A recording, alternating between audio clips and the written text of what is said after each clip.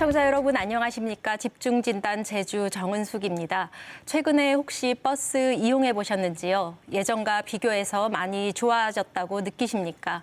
요금 인상 문제, 버스 운행 정지 등 거의 해마다 반복되던 버스 문제를 해결하기 위해서 준공영제를 도입한 지 4년째입니다.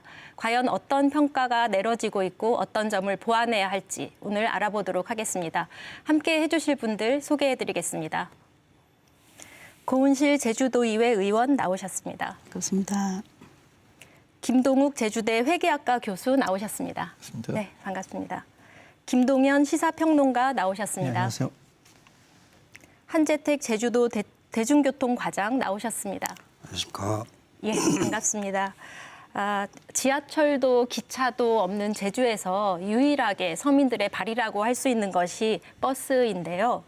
거의 해마다 여러 문제가 그 이전에 불거졌었습니다. 예를 들면 버스 회사의 수익성 악화로 인한 요금 인상 문제라던가 구조조정, 파업 이런 것들로 인한 버스 운행 정지, 그리고 서비스 질이 좀 낮은 문제 이런 것들이 있었는데요. 그렇기 때문에 해마다 버스 문제가 끊이지 않고 계속 반복이 된 면이 있었습니다. 이런 것들을 해결하기 위해서 이제 2017년에 제주도 버스 준공영제를 시행한 지 이제 4년째가 되어가고 있는데요. 그동안의 성과도 있겠고 한계도 있겠는데 전반적으로 어떻게 평가하시는지 좀 말씀을 해주시면 좋겠습니다. 먼저 우리 과장님 먼저 말씀을 좀 해주시겠어요? 네, 버스 준공영제에 대해서 좀 말씀을 드리겠습니다. 도민이 대중교통 이용 편의 증진 및 교통복지 향상을 위해서 도입된 주요 정책입니다. 버스 준공제가 시행됨으로써 달라지는 사항은 저희들이 운송 수익금 공동관리협회가 공동으로 관리하고 그것을 다시 도가 확인을 하여 그걸 운수업체에 각 배분을 해주고 그 후에 다시 부족분에 대해서 재정을 지원하는 시스템이 되겠습니다. 그리고 네. 준공영제에 있어가지고 도의 역할은 그 노선 관리라든지 노선 조정을 하고 재정을 지원합니다. 그리고 운수업체는 버스를 운영하고 그 차량을 관리하고 노무 관리를 하도록 하는 제도입니다. 예, 알겠습니다. 김동현 박사님 전반적인 평가 어떻게 생각하십니까? 한마디로 말씀드리면 절반의 성공이라고 얘기할 수 있고요. 그 얘기는 다뤄 뒤집으면 절반의 실패라고도 얘기할 수 있을 것 같습니다. 그러니까 버스 준공영제 관련 도입과 관련돼서 많은 분들이 도입의 필요성에 대해서는 인정하는 분들이 많아요. 근데 네. 이제 준공영제라고 하는 건 버스가 갖고 있는 공공재정의 성격 때문에 그런 건데 그렇다고 한다면 막대한 재정 지원이 불가피하다. 다만 그런 재정 지원이 불가피할 때는 버스 운영과 관련해서 공공적 감시와 견제 기능이 권한이 있느냐라고 하는 점을 좀 포커스를 맞춰볼 필요가 있을 텐데 일단은 지금까지 보면 그 두 번째 요소는 조금 많이 약한 것 같다. 그래서 뭐 2019년에 돼서야 비로소 관련된 조례도 제정이 된 걸로 알고 있습니다. 그래서 지금 많은 도민들의 우려는 그렇죠. 그러니까 그렇게 1,000억 원 넘는 막대한 재정 지원에 불구하고 버스의 질이 또는 서비스 질이라든지 여러 가지 도민들의 발로서의 제 기능을 하고 있느냐라고 물어보신다면 제 생각에는 절반은 성공한 것 같다. 하지만 앞으로 개선해야 될 점이 굉장히 많다. 이렇게 정의할 수 있지 않을까 싶습니다. 예, 알겠습니다. 아주 가야 할 길이 이제 개선해야 될 부분이 많다라는 말씀이신데 또 예. 예, 사실은 이제 아까 우리 과장님도 말씀하셨지만 준공영제의 핵심은 이제 사실은 민영기업의 효율성이나 창의성 이것이 기반이 되고 거기에다가 부족한 부분을 그 도에서 공영제로 운영하는 거죠. 공공성을 강화시키겠다는 것입니다. 근데 4년을 지나오면서 결론적으로 이야기하면 민간 부분, 민간 업체의 창의성이나 효율성이 더 무너져 버렸다는 거죠. 네. 이게 좀 걱정스러운 것입니다. 네. 그것이 공공성이 너무 확대가 되다 보면서 안전한 어떤 수익 구조를 갖고 있는 그러한 그 시스템이 되다 보니까 민간 업체의 효율성이 그전보다 더 나빠졌다라고 이제 결론을 내릴 수가 있죠. 어떻든 간에 사실은 이거는 뭐 제도뿐만 아니라 모든 지금 이제 소위 말해서 2004년도에 서울시가 준공영제를 도입을 하고 그다음에 대전 들어서 6개 광역시가 도입이 됐고요. 또 도에서는 제도가 제일 먼저 선제적으로 도입을 했습니다.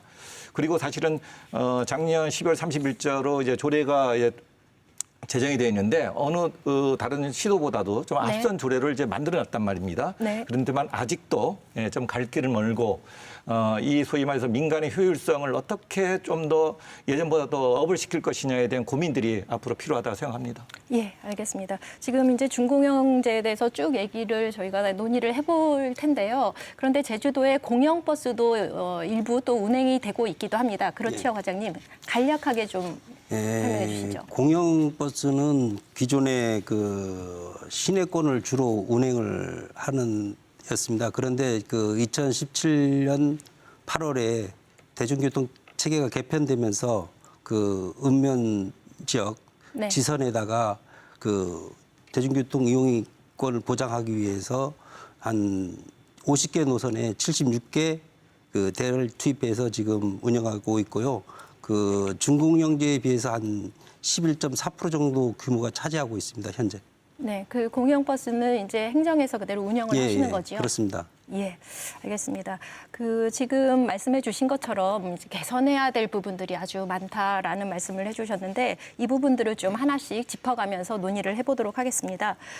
먼저 그 매년 1,000억 정도의 막대한 예산이 지금 투입이 되고 있는데요. 투입 대비 효과가 떨어진다. 아까 그 비효율에 대해서 말씀을 해주셨습니다.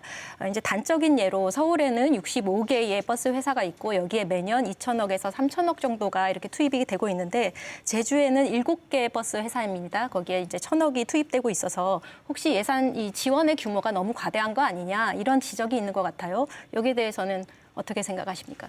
예, 의원님. 저는 일단 이제 서울과 제주도의 어떤 단순한 비교는 좀 불가능하지 않냐라고 생각을 합니다. 이게 뭐냐면은 그 인구 규모도 다르고, 네. 그다음에 어떤 대체 어떤 교통 수단이 제주도는 이제 유일한 게 버스지 않습니까? 그러다 네. 보니까 단순 비교는 좀 다르다. 그리고 이제 버스를 타고 다니는 교통 약자들을 고려했을 때는 이제 버스마저 없으면 교통 약자의 어떤 이동권 보장은 어떡하지라는 우려가 더 많다라고 생각을 하고 있습니다. 예. 제가 한번 말씀드릴까요? 사실은 이제 서울시가 65개 버스 대수가 7,400대 정도가 됩니다. 제주도는 7개 회사에 한 800여 대가 다니고 있고요. 네. 지금 여기에 그 뭐 보통 뭐 2천억, 3천억이라고 그러지만 마을 버스까지 합치면 거의 5천억 이상의 버스에 대한 보전이 이루어지고 있고요. 네. 근데 우리가 간과한 것은 서울은 지하철 시스템이 있기 때문에 지하철의 1조 정도를 이제 보존해주고 있거든요. 그럼 결국은 대중교통에 분담할 수 있는 우리 1조 5천억이 투입이 됩니다. 네. 제도에 보면 1,000억이라는 것은 빌로 보면 거의 맞는 것 같아요. 왜냐하면 우리가 70만 서울 인구하고 비교해 보면. 그런데 사실은 문제는 분담률이 사실은 서울보다 굉장히 떨어집니다. 저희들이 2016년도에 제주도의 그 버스 그 분담률이 19%였거든요. 근데 2020년은 14.7% 떨어졌단 말이에요. 그 분담률이라는 게 예. 그 운송 수단 중에서 그 이용하는 그 이용수가 이용수. 물론 인구 감소도 예. 있고요. 뭐 그다음에 자가용이 소득이 높아지다 보니까 자기 자차를 이용하는 경우도 굉장히 많다 보니까 그렇습니다. 근데 서울은 아직도 24% 정도 수준이거든요. 그 상당히 높은 수준이거든요. 왜 이 분담률이 중요하냐면 이 분담률이 낮으면 사실은 버스 원가가 올라갈 수밖에 없는 구조입니다. 네. 왜냐하면 지금 제주도 우리나라의 7개 광역시 중에 소위 운송 수익에 비해서 비용이 저희들은 33%, 그러니까 70%는 공적인 자금, 예산이 투입될 수밖에 없습니다. 서울은 80%입니다. 그러니까 20%만 보존해주면 되는 거거든요. 네. 나머지 광역시는 거의 70% 수준이거든요. 서울이 80%, 나머지 그러니까 30%. 우리는 굉장히 사실은 적은데도 불구하고 더 많은 예산이 투입될 수밖에 없고 그 이윤즉슨 좀 이 도시 형태가 굉장히 좀 이게 이 생활권이 좀 다른 데하고 몰려 있는 게 아니라 굉장히 퍼져 있단 말이에요. 그래서 이거는 문제가 없는데 문제는 이 1,000억 자체를 어떻게 효율적으로 우리가 관리를 하고 좀 더 이 1,000억 내에서 더 좋은 서비스를 받을 수 있는 그러한 어떤 시스템, 모델들을 고민해봐야 되지 않느냐 하는 생각합니다. 제가 좀 말씀드리면 핵심은 이런 것 같아요. 그러니까 1,000억 원 정도 하면 굉장히 큰 금액이죠. 근데 저희 도민들 입장에서는 버스의 공공성이 강화된다고 한다면 1,000억 원이라고 하는 재정 지출은 감당할 수 있다라고 판단할 수 있을 것 같아요. 근데 지금 보면 과연 그렇게 1,000억 원 정도의 재정을 지원했을 때 버스의 공공성이 확대됐느냐라고 질문 들어오면 근본적으로 좀 그렇지 않다는 거거든요. 그러니까 지금 우리가 그거는 버스 준공영제가 갖고 있는 지금 현행 제도의 가장 근본적인 문제점입니다. 그러니까 버스 노선도 버스 회사가 갖고 있고요. 버스 운영권도 지금 버스 회사가 갖고 있습니다. 그러니까 모르시는 분들은 노선과 관련해서 제주도가 여러 가지 결정권이 있다고 생각하지만 배차는 일종의 조정권만 갖고 있는 것이지 기존 노선에 대해서는 지금 현재 도정이 간섭할 수 없는 구조입니다. 이건 제주도뿐만 아니고요. 그래서 이걸 쉽게 말하면 버스 준공영제가 아니라 버스의 수익금을 같이 공동으로 관리하는 시스템인 것이지 네. 버스 준공영 사실상 공영제에 가까운 노선과 버스 운영도 공공에서 관여하거나 또는 노선은 공공이 관여하고 운영은 민간이 하고 아까 교수님 말씀하신 것처럼 그렇게 해서 민간의 어떤 효율성과 공공 영역에서의 공공성을 결합하는 방식으로 나가기 위한 방식으로는 대단히 미흡한 것이죠. 그래서 결국 이런 방식들 때문에 그 전격적으로 시행되는 과정 속에서 그런 공공성인 견제와 감시를 할 수 있는 제도적인 방법이 뒤늦게 도입됐다. 그러니까 그 뒤늦게 도입되는 과정에서 제주도민이 느낄 때는 버스 회사의 모랄 해저드, 도덕적 해이에 대한 반감이 높아지면서 1,000억 원 정도에 대한 재정 지출에 대한 어떤 심리적인 거부감이 있는 것 같아요.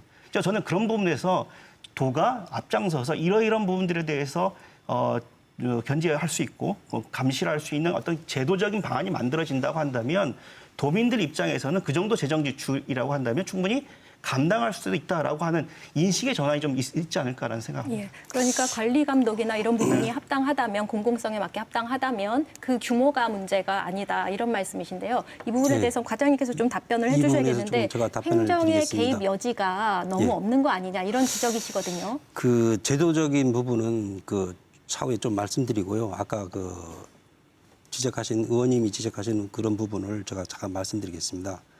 제주도의 면적은 서울이 3배이고 그다음에 인구수는 14분의 1 정도 아주 적습니다. 네. 그런 가운데 그 수송 분담률을 본다면 서울인 경우는 24.2%가 되고 그 운송 수지가 한 79%가 됩니다. 네. 그럼에도 불구하고 제주도의 운송 수지는 수송 부담률은 15%이고 운송 수지는 37%입니다. 이런 상황에도 불구하고 저희들은 준공영제 도입을 하면서 타 지자체와 다르게 70세 어르신 복지와 대중교통 1,200원 단일화시키면서 2019년도 그 코로나 전 상황을 말씀드리겠는데 연 280억 정도 교통복지로 지원을 하고 있습니다. 그래서 제가 판단했을 때는 도가 판단했을 때는 아까 의원님도 말씀이 있었지만은 서울하고 제주를 비교해서 지하철이 없는 제주도를 비교하는 것은 조금 무리하지 않나 판단이 되고요. 네. 그래서 그 아까 그 김동연 의원님이 지적한 그 제도적 부분에도 그 지난 과거가 좀 과도기적인 부분이 있습니다. 그 부분에 대해서는 다음 기회에 또 말씀을 드리도록 하겠습니다. 네, 그 행정의 개입 여지가 너무 적은 거 아니냐, 그리고 사후적으로 좀 천천히 보완되고 있는 거 아니냐 이런 지적에 대해서 혹시 다른 분 말씀해 주실 분 계십니까? 네. 행정에 된 거예요. 네.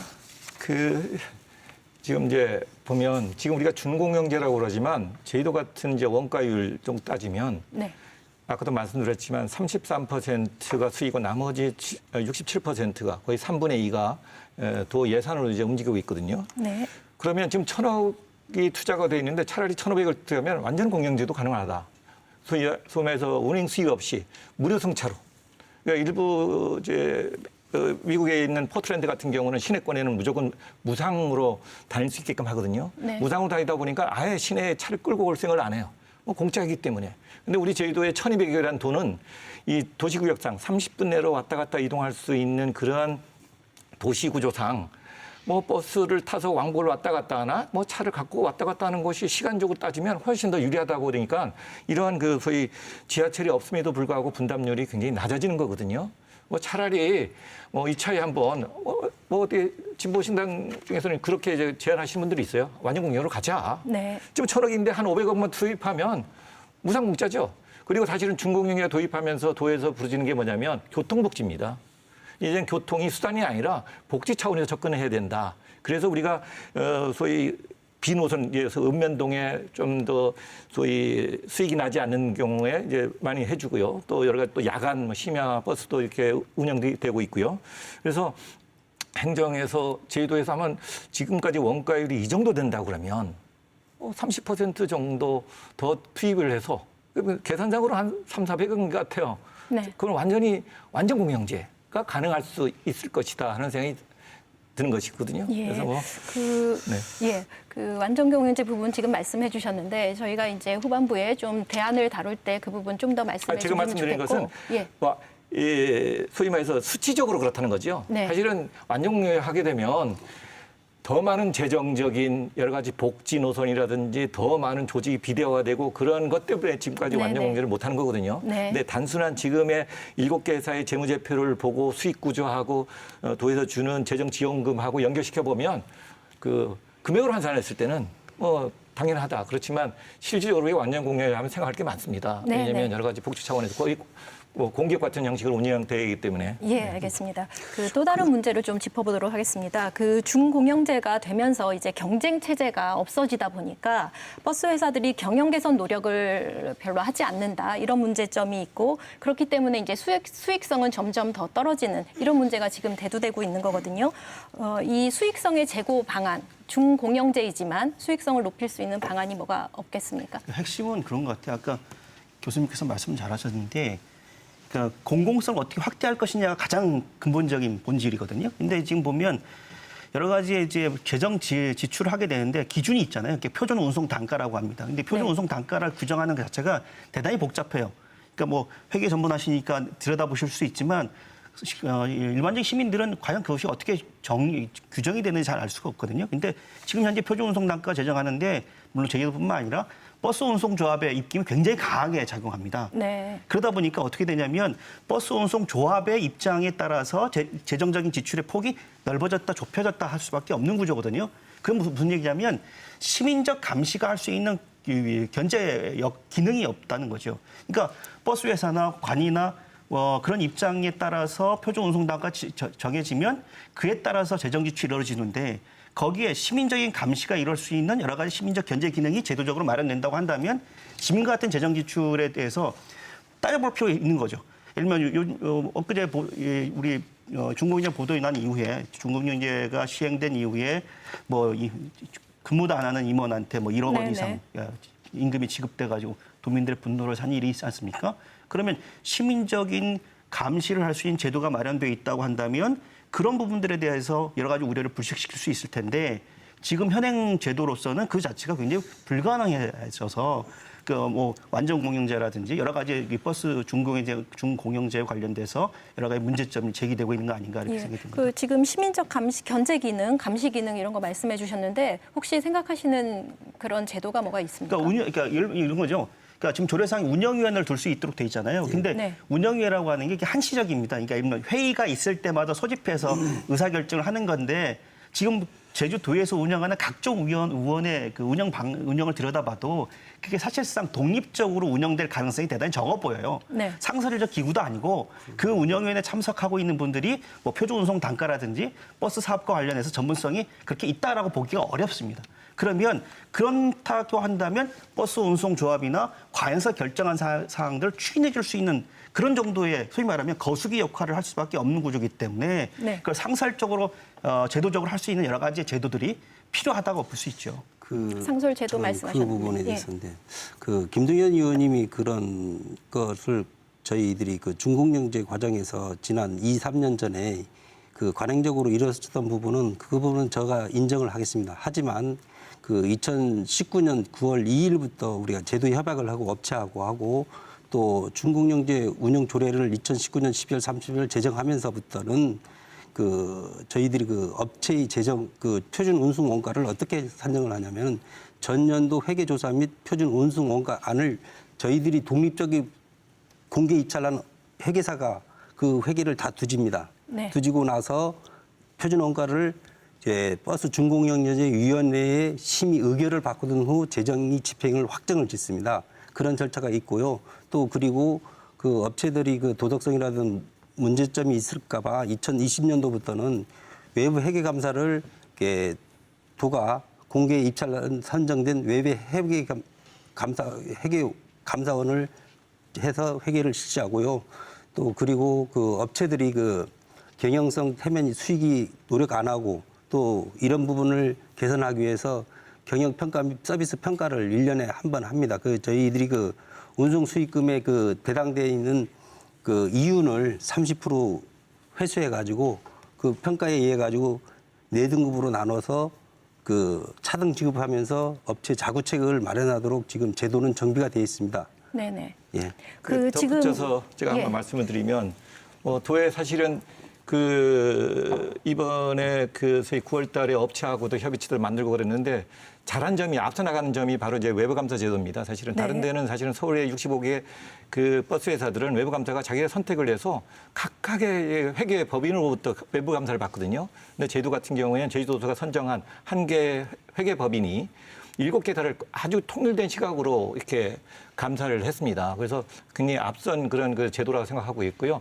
아까 우리 김동일 박사님이 말씀하셨던 그 내용이 사실은 다른 시도에는 시민 모니터 정책단이라는 게 있습니다. 그래서 네. 보고 가는데 물론 권한은 없죠. 그렇지만 여러 가지 의견을 개진하고 상시적으로 열릴 수 있는 것들이 있는데 우리 제주도 조례에는 그게 들어가 있지 않아요. 우리 제주도 조례에는 준공제 운영위원회하고 그다음에 수익금 공동관리위원회가 있습니다.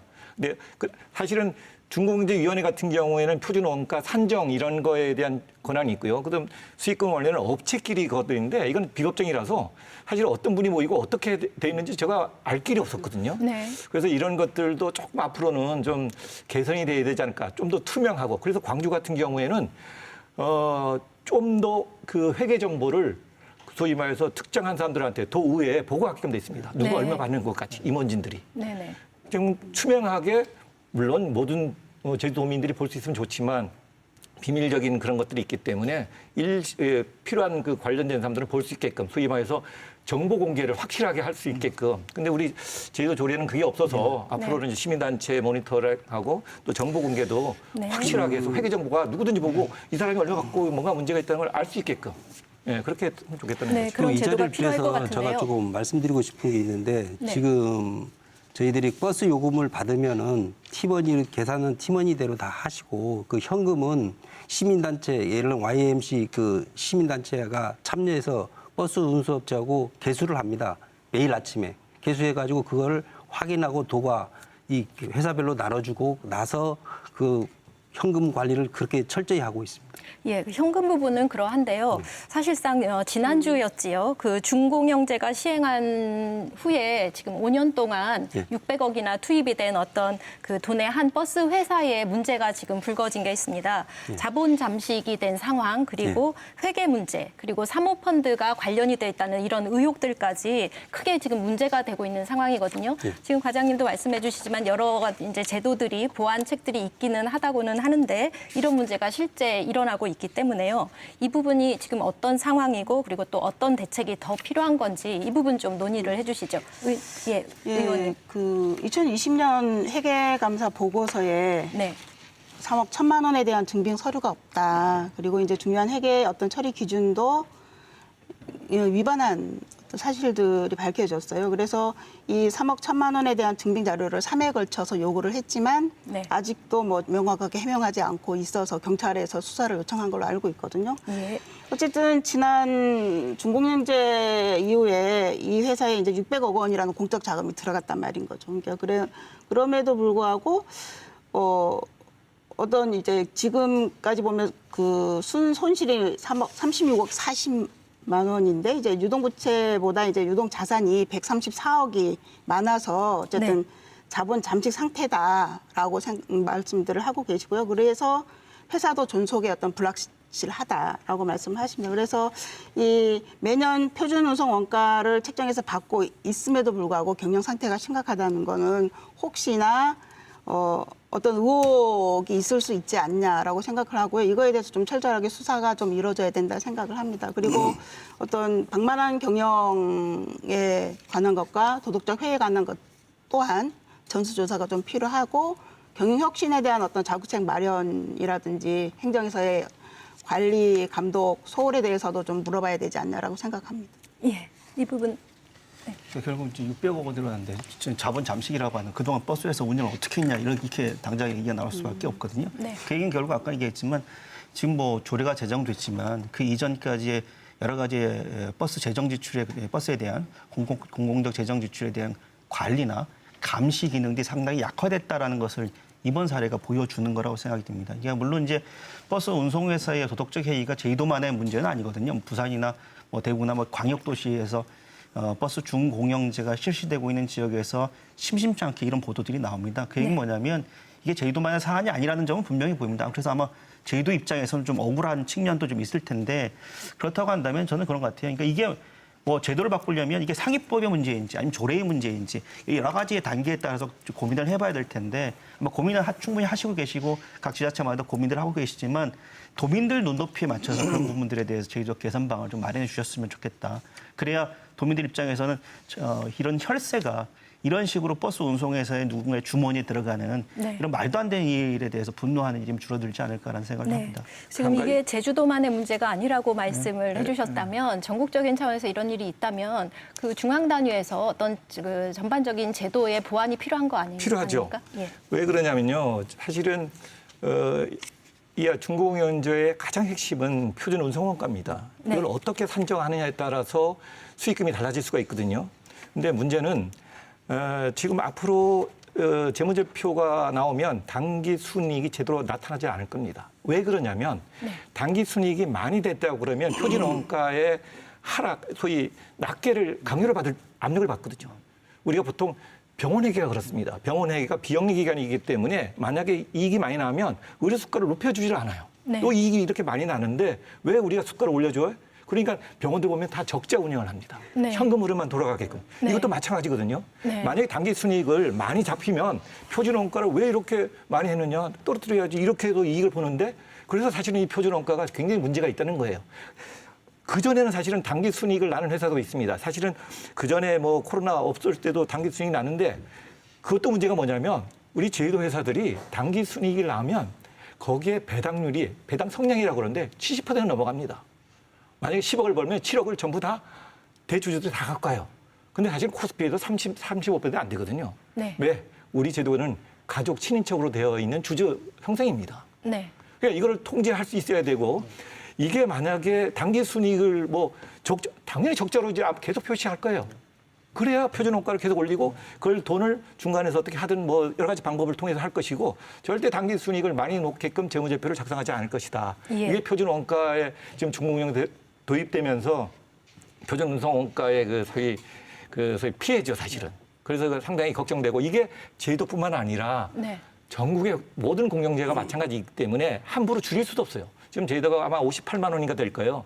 근데 중요한 것은 서울도 68만 원입니다. 그런데 이 58만 원, 68만 원이 하루 한 대당 가격입니다.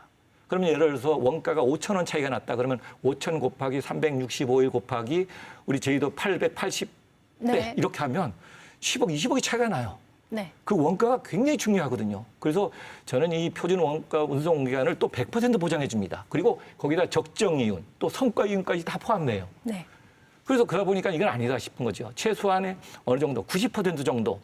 왜냐하면 적자가 나면 그 회사도 적자가 날 수 있는 그런 그 뭐가 받아야 되는데 안 해도 해도 그러면 어떻게 하겠습니까? 안 하고 팔짱 끼고 예. 부조정할 필요가 없죠. 그러니까 교수님 그렇지. 말씀드리면 이런 거예요. 그러니까 버스 준공이 실시돼서 한 10년쯤 지났는데 많은 연구들이 있거든요. 근데 그 연구 중에 이런 문구가 있어요. 버스 준공영제가 여전히 베일에 쌓인 제도다라고 하는 연구 문장이 있습니다. 그러니까 이 얘기는 뭐냐면 합리적이고 객관적인 표준 운송 단가에 대한 평가 기준이 지금 마련이 안 돼 있다라는 것이죠. 그래서 그러면 저는 제주도 입장에서 그게 전국적인 상황이기 때문에 어쩔 수 없다라고 하는 것이 아니라 지역적인 상황에서 그것들을 어떤 모델을 찾을 것인가라고 하는 소위 말하면 그 논의 테이블을 좀 갖췄으면 좋겠습니다. 그러니까 그것 중에 하나는 관련된 정보들이 좀 도의회한테는 투명하게 공개돼서 도의회에서 대중교통 체계 개선에 대해서 굉장히 막대한 지대한 관심을 가지고 있으니까 그 도의회의 어떤 관리나 견제를 받을 수 있도록 해서 이 표준운송 단가라든지 그걸 통해서 재정 지출을 좀 더 줄이거나 아니면 확대된다 하더라도 버스의 공공성을 늘릴 수 있는 이런 방안들을 좀 머리를 맞대주셨으면 좋겠다라는 생각입니다. 네. 지금 현재로서는 도의회에서도 어떤 그 정보 공개가 완벽하게 되고 있지는 않은 거죠. 그렇다고 알 수 있습니다. 예. 왜냐하면은 지금 이 기업에서도 수사 의뢰가 경찰 수사 의뢰가 갈 만큼 요청을 해도 주지 않으면 지금 어떤 다른 대안이 없는 상황인 것으로 저희가 알고 이제 있습니다. 2019년도 운송 원가가 이제 나와 걸로 보면 네. 그래서 저희한테는 정보가 잘 네. 공개되지 않고 있는 제가 걸로 알고 있습니다. 뭐 박사님 말씀하고 교수님 말씀이 잘못됐다는 얘기는 아니고요. 저희들이 지금 실행하고 있는 거에 대해서 간단하게 설명드리고자 네. 합니다. 왜냐하면 표준 운송 원가라는 것은 뭐 기존에 저희들이 2014년도에 대중교통 개편 실용 용역을 하면서 초안을 만들었고 2017년도에 초안을 적용해서 원가를 줬습니다. 주고 나서 이제 다음 연도 2018년도 사용 실적을 갖고 2019년도 표준 운송 원가를 만듭니다. 전년도 우리 제주 지역 실계사가 뭐 정비비, 인건비 지불된 내용을 갖고 회계를 저희 공무원들이 회계를 하는 것도 아니고 도가 공개 입찰한 법인 회계사들이 들어가서 회계를 보고 그 사용 내역을 갖고 다음 연도 회계 표준안을 만들어 드립니다. 그런데도 불구하고 지금 이런 상황까지 온 거에 대해서는 좀 아쉬운 점이 있습니다. 하지만 저희들이 아까 의원님이 지적하고 박사님 말씀한 재무 구조에 대해서는 재무 구조나 이런 펀드라든지 이런 부분은 이제 아마 오늘 이 자리에서 의원님들이 좋은 고견이 있다면은 저희들이 서울시라든지 인천, 대구 그런 지자체의 과거사를 전부 들여다보고 좋은 방안을 저희들이 제도를 안전 장치를 만들도록 지금 노력하고 있습니다. 예, 지금 사모펀드에 대한 말씀을 꺼내 주셨는데요. 그러니까 버스 업체가 이제 안정적인 투자처라고 생각하는 이제 어떤 집단들이 있고 그것이 이제 사모펀드로서 이렇게 등장을 했습니다. 그래서 각 지자체들에 있는 버스 운영 회사들을 일명 좀 먹튀라고 해야 될까요? 단기적으로 수익을 이제 실현을 시켜서 수익 실현을 하고 시장 밖으로 나가는 이런 사모펀드가 지금 등장을 한 상태입니다. 그래서 각 지자체들이 이것을 좀 막기 위한 여러 가지 방안을 고심 중에 있는 것으로 알고 있는데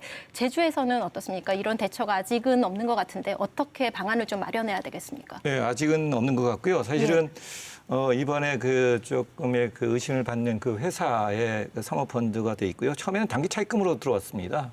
단기 차입금이 어떤 형식이냐면 소위 우선주인데 전환 상환 우선주라고 이렇게 되어 있는데 이것이 때에 따라서는 보통주로 전환할 수가 있고 또에 따라서는 좀 불리하게 되면 내가 투입한 돈은 그대로 받는데 그 이자율이 거의 한 7%, 8%를 보장됩니다. 완전 고리거든요. 네. 어쩌면 이건 뱀 같은 느낌도 들기도 하고 왜냐하면 다른 6개 회사의 차입금을 받거든요. 예. 다른 데도 다 차입을 합니다. 다 이내 3% 수준입니다. 네. 근데 여기만 유독 찔러지 굉장히 높은 고익률입니다.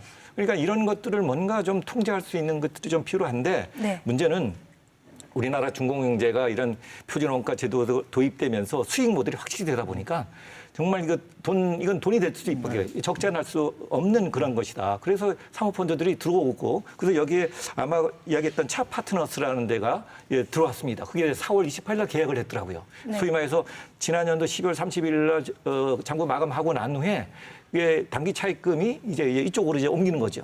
변환시키는 겁니다. 그래서 여기에서 보니까 수익 모델도 되고 뭐 손해 볼 건 없네라고 해서 들어오는 거죠.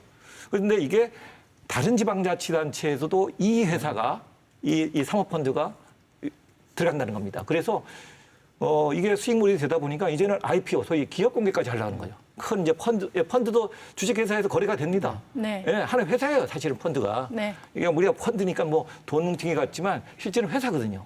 회사에 등록되고 네. 우리 코스피나 코스닥에 가면 거래가 돼요. 그러니까 수익물이 되다 보니까 이제 들어오고 이것이 제주도도 있네. 제주도뿐만 아니라 다른 데도 지금 투자하고 있다는 것입니다. 그래서 이런 거를 할 때 소위 말해서 수익물이 되기 때문에 이걸 뭐 소위 말해서 안 됐을 때 어떻게 할 것이냐 이런 것들은 지도관리 감독하서 소위 말해 주지 변경이라든지 여러 개 될 때 도에서 뭔가 그걸 확실하게 소위 통제자 수단으로서 좀 관여를 할 수 있게끔 뭔가 제도 개선이 좀 필요하지 않느냐 그렇게 생각이 듭니다. 제도 개선이 지금 필요한 시점인데 의원님 이 부분에 대해서 뭐 검토를 좀 법률 검토를 좀 하신 바가 있으시다고요. 어떻습니까? 아니요.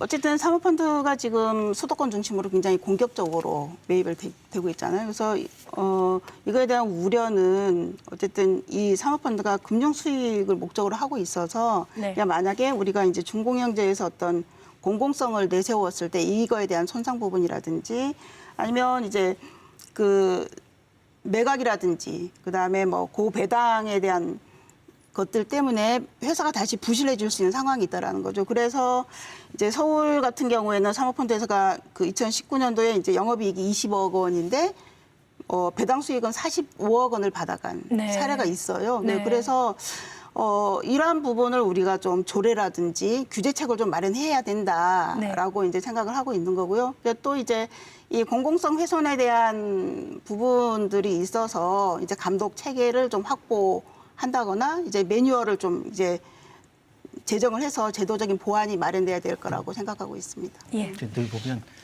그 행정은 좀 반박자 늦죠. 이렇게 네. 돈과 관련된 부분에서는. 그러니까 사모펀드 들어간다는 얘기는 확실한 돈이 되니까 들어가는 겁니다. 그러니까 네. 그게 뭐냐면 버스 운영과 관련해서 공공성을 강화하게 한 방안이고 제도인데 사모펀드에서 소위 말하면 나쁘게 말하면 먹잇감이 돼버렸다는 얘기잖아요. 그러면 우리가 당초에 우리가 공동으로 지향했던 공공성이라는 측면에 심각한 위기를 받을 수 있다. 네. 그렇다고 한다면 도에서는 이런 부분들에 대해서 제도상 상당히 견제하기 어렵다라고 하는 게 아니라 향후 이제 이렇게 벌어진 상황에 대해서는 인지하고 그 앞으로 그런 것들에 대해서 현행 제도상 그걸 규제하거나 관리 감독할 수 있는 방안이 뭔지 또는 현행 제도로 안 된다고 한다면 앞으로 이런 부분들과 각 지자체 이거 우리 제도뿐만의 문제가 아니기 때문에 그런 부분들과 관련해서 같이 힘을 합할 수 있는 제도는 뭔지 그리고 국가 차원에서 법률적으로 해야 할 부분이 있다고 한다면 그 부분이 뭔지에 대해서 좀 고민을 좀 해야 될 때가 됐다고 생각이 됩니다. 그 개선할 사항이 되게 많은 것 같습니다. 이제 좀 시선을 조금 더 크게 확장을 해가지고요. 민간 그 결과적으로 보면 이제 민간 버스에 그 예산은 예산대로 주면서 수송률이나 그 도민들이 느끼는 서비스의 질은 결코 나아지지 않고 있다. 이게 이제 지금의 현실인데요. 그렇기 때문에 차라리 완전 공영제로 가는 게 어떠냐 이런 지적도 있고요. 어쨌든 그렇습니다. 그래서 장기적으로 어떤 방안으로 좀 가야 된다고 생각하시는지 의견을 좀 말씀해 주시면 좋겠습니다. 아까 이제 박사님께서도 버스 안전 중공영제에 대해서 말씀을 하셨던 것처럼 이제 우리가 이제 버스 중공영제가 시행된 지 4년이 됐는데 좀 이렇게 안착되는 게 아니라 오히려 어떤 문제점들이 계속 드러나고 있잖아요. 네. 그러니까 그런 의미에서 보면 이제 저는 이제 완전 공영제로 이제 가야 될 때가 되지 않았나라고 생각을 하고 있고요. 결국에 이제 우리가 그 이윤 추구가 아닌 교통복지라든지 공공 서비스의 어떤 확대 측면이 있다라고 생각을 하고 이 부분을 뭐 해결해야 된다고 생각하고요. 이미 제주도에는 이제 아까 이제 과장님 말씀하셨던 것처럼 2003년도에 이제 제주시, 2004년도에 서귀포시에 이미 공영제가 시행되고 있어요. 네. 그래서 이 완전 공영제에 대한 논의가 이제 시작됐으면 좋겠다라는 생각이고, 아까 이제 사모펀드에 이제 넘어가 이제 그 교통회사 같은 경우에 보면 그 경영이 일단 어려워지잖아요. 그러면 어려운 부분을 제주도에서 이제 매입을 해서 여기서부터라도 좀 점진적으로 공영제로 나갔으면 하는 바람입니다. 예, 의견을 말씀해 주셨고요. 제가 생각할 때는 완전 공영제가 이론적으로 맞으나 사실은 현실적으로 쉽지 않다는 거죠. 왜냐하면 우리 7개 제주도 시내버스를 보면 사실은 토착 향토 기업들입니다. 심지어는 1940년대부터 계속 이루어진 회사들이거든요. 네. 그렇기 때문에 이 소위 민간 기업체의 그 존속 문제가 쉽지 않다는 겁니다. 그래서 이런 건 생각해 볼 수 있습니다. 지금 부실한 그런 업체를 인수하면서 제도에서 인수하면서 그런데 이것도 사실은 의회에서 이게 뭐 출자 출연 기간 뭐 지방 공기업이 방대하다 이런 또 비판을 받기 때문에 도에서 움직이지 못하거든요. 그래서 정말 필요하다 그러면 장기적인 계획을 세워서 공영제로 가야 되고 왜냐하면 분담률이 점점 떨어지다 보면 소위 말해서 운행 수익으로는 나중에 10%가 떨어지면 거의 그젠 공영제랑 마찬가지 셈이거든요. 지금도 네. 사실은 다른 데보다는 재정이 70% 이상이 투입되는 그런 형태라고 하면 그래서 이제 버스 산업이 사양 산업이라 하지만 아직도 토착 향토 기업들은 뭐 건재하고 있고 그것이 지금까지 재정 지원을 하다 보니까 이제 이렇게 왔었는데 어쨌든 좀 부실한 기업을 우리가 좀 정리할 수 있을 때 좀 도에서 관여해서 지금 아까 사모펀드 들어왔는데 사모펀드에서 제주도에서 우리가 제주항공도 일정 부분 들어갔지 않습니까? 이거는 네. 뭐 앞에 인수가 가능할 것 같은 느낌이 들어요, 사실은. 완전히 아니면 최대 주주로 제주도가 좀 컨트롤할 수 있게끔 하든지 뭐 이런 여러 가지 방법이 필요하다. 그러니까 완전 공동제는 당장은 쉽지 않다. 그랬으면 다른 데도 많이 하고요. 왜냐하면 조직이 비대하고 인건비가 1.5배가 더 불어난다고 합니다. 민간업체 할 때보다는. 그러니까 그게 문제가 뭐냐면 우리가 표준원가제도로 우리가 여러 가지 인건비를 주지만 그 인건비가 제대로 정규직, 비정규직한테 제대로 잘 안 뿌려진다는 얘기가 굉장히 많거든요. 예. 임원 관리하신 분들한테 더 많이. 우리 제도 같은 경우는 35%가 임원들에 대한 그 비용이 다른 데는 10분 떨어지고. 35%가 갑니다. 예. 문제죠. 예, 알겠습니다. 김동현 박사님, 이 부분에 대해서 어떻게 가야 한다고 보십니까? 그 완전 공영제라고 하는 것이 뭐 궁극적으로는 그런 식으로 운영이 될 필요는 있겠습니다만 지금 현재로서는 상당히 좀 어렵지 않을까라는 생각이 들고요. 그리고 이제 버스 준공영제 할 때 우리가 생각하는 게 아까 말씀드렸지만 수익금을 공동 관리하는 지금 형태의 준공영제만 생각을 합니다. 근데 외국 같은 게 보면 노선 입찰제도 있고요. 그리고 민간 위탁도 있고 여러 가지 다양한 방식의 준공영제가 있거든요. 근데 뭐 예. 우리는 현행 뭐 대법원 판결 때문에 그럴 수 있지만 여러 가지 어떤 제도적인 문제 때문에 지금 현행 제도 말고는 다른 걸 생각하지 않거든요. 근데 지금 제도 말고도 버스 준공영제의 목적과 공공성을 강화할 수 있는 안들이 많이 연구들 돼 있어서 그런 방식들을 예를 들면 여러 가지 수익 노선 중에 비수익 노선이라든지 아니면 버스 회사들이 꺼려하는 뭐 외곽 노선이라든지 이런 부분들에 대해서는 이런 다양한 어떤 준공영제의 다양한 제도들을 적극적으로 좀 도입해서 그런 제도들의 운영을 바탕으로 아까 말씀드렸지만 공영제의 역할을 충분히 감당할 수 있을 정도가 된다고 한다면 충분히 그때 가도 고려해도 늦지 않다 이렇게 생각이 듭니다. 지금 말씀 주신 것처럼 이제 중공영제 안에도 다양한 형태의 것이 가능할 수 있는데 그걸 좀 논의가 필요하다는 말씀이셨잖아요. 지금 과장님, 그 제주도에서 3억 원을 들여서 그 버스 중공영제 개선 방안 용역을 지금 이제 시행하실 계획이라고 들었습니다. 지금 어떤 단계까지 와 있는 거죠? 현재 그 버스 준공영제 성과 평가 및 개선 방안 용역에 대해서는 지난 6월 24일 날 발주가 되어 있고요. 지금 입찰 공고 중에 있으며 제안 평가서가 이제 접수가 되면은 계약 절차를 거쳐가지고 8월 경에 이제 착수를 하게 되겠습니다.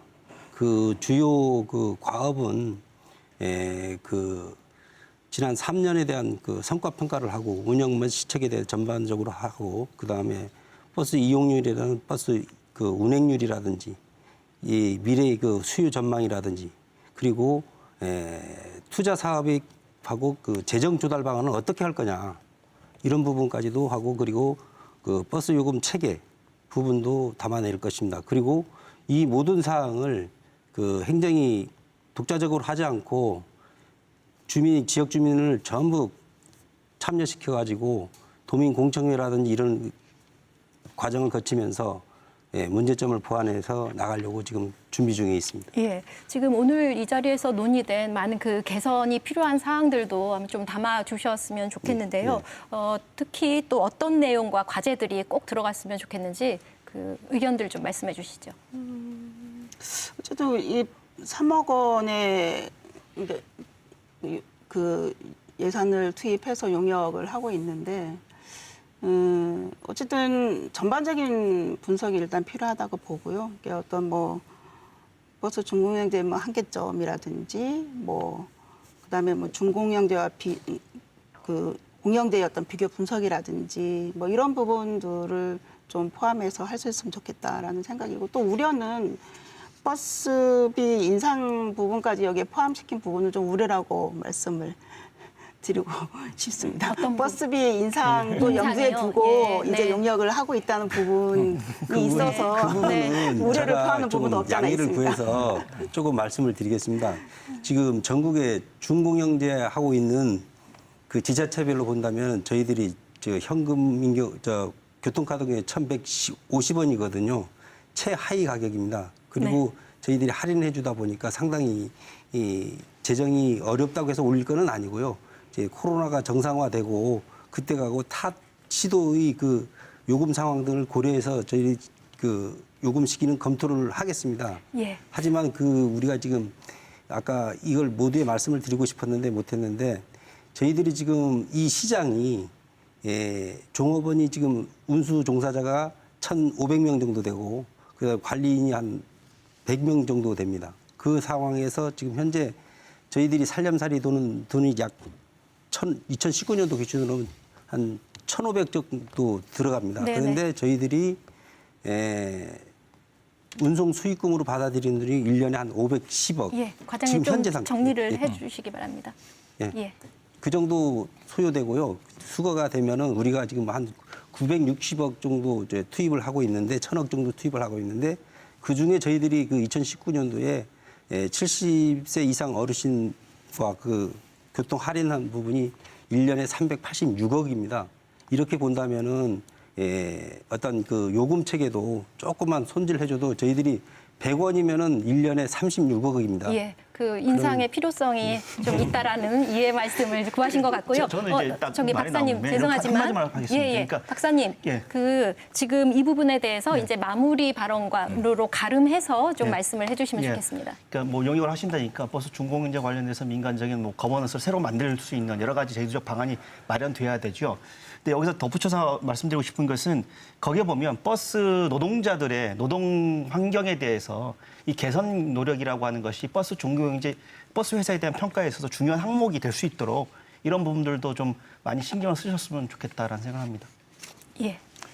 예, 그 뭐 사실은 뭐 제주도에서 지원하는 1,000억이 뭐 많다 적다 이야기가 나오는데 사실은 많다 적다가 중요한 게 아니라 그 돈이 제대로 투명하게 적재적소에 써졌느냐 문제거든요. 뭐 많아도 잘 쓰면 뭐라고 이야기할 사람이 없거든요. 버스의 어떠한 그 서비스질이 좋아진다거나 거기에 종사자들의 어떠한 그 소위 그 복지가 향상이 됐거나 이러면 말이 없습니다. 그런 게 아니라 다른 어떠한 곳으로 돈이 잘못 쓰여져서 이런 것이 우려스러운 겁니다. 그래서 이런 걸 통제할 수 있는 소위 그 시스템이 필요하고 이것이 조례에 반영되고 앞전에도 아까 말씀드렸던 우리 김 박사님 말씀하셨던 그 시민들의 그 소위 말해서 그 컴컴한 그 모니터링이 필요하다는 거죠. 지금은 약간 업체 위주의 어떤 협의 움직임이 없잖아 있거든요. 그래서 시민들이 정말 눈 뜨고 그걸 보고 판단할 수 있게끔 그런 제도 개선이 좀 필요하지 않느냐 그렇게 생각합니다. 네, 알겠습니다. 마지막으로 마무리 발언 예, 부탁드립니다. 그 버스 공영제로 가는 길은 좀 정해진 길은 없다고 생각을 합니다. 그래서 이제 다양한 어떤 시도와 노력, 그다음에 또 어떤 새로운 모델을 만들어가는 것이 중요하다고 생각하고요. 어떤 교통복지 확대라든지 이동권 보장을 위해서 이제 그런 공론의 장을 마련해서 공론을 해보자라고 생각을 합니다. 네, 잘 알겠습니다. 과장님 마무리 발언 짧게 부탁드리겠습니다. 그 지난 4년은 어쩌면 과도기입니다. 그동안 그 대중교통을 이용하는 가운데 불편을 느끼신 분이 있다면 이 자리를 빌어 사과를 드리고요. 앞으로 그 버스 준공영제 개선 성과 및 개선 용역을 통해서 도민이 안전하고 편리하게 갈 수 있는 대중교통이 되도록 최선의 노력을 다하겠습니다. 예, 감사드립니다. 오늘 이렇게 함께해 주셔서 감사합니다. 제주에서 유일하게 서민의 발 역할을 하고 있는 버스. 대중교통수단의 공공성을 강화하면서도 좀 더 효율적으로 운영될 수 있는 그 균형점을 찾는 지혜가 필요하겠습니다. 또한 다가올 탄소 제로 사회 그리고 개인 이동수단의 변화와 같은 제주의 미래 인프라 문제와 잘 연계되는 섬세하게 설계된 대중교통정책 마련을 기대하면서 이 시간 마치겠습니다. 시청해주신 여러분 감사드립니다.